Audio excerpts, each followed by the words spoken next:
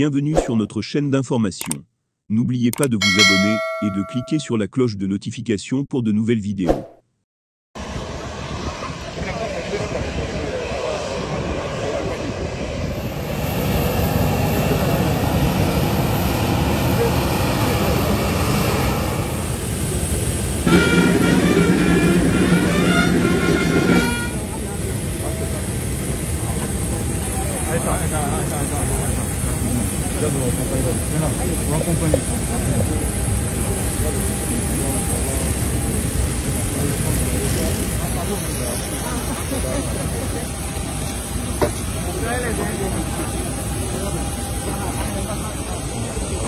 On y va.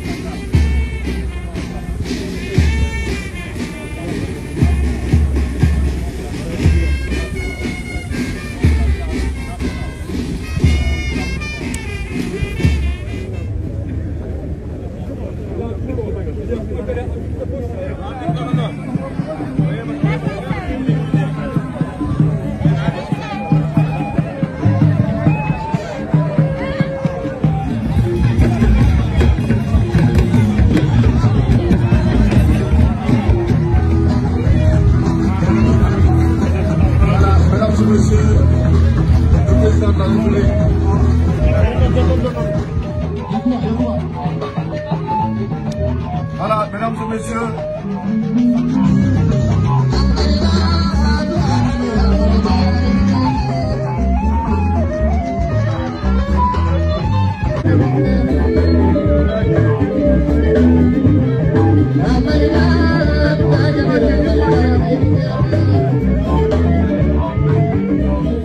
Ici présent, Monsieur le gouverneur de la région de Mopti, Bandiangara, Messieurs les préfets, Monsieur le président du conseil régional de Mopti,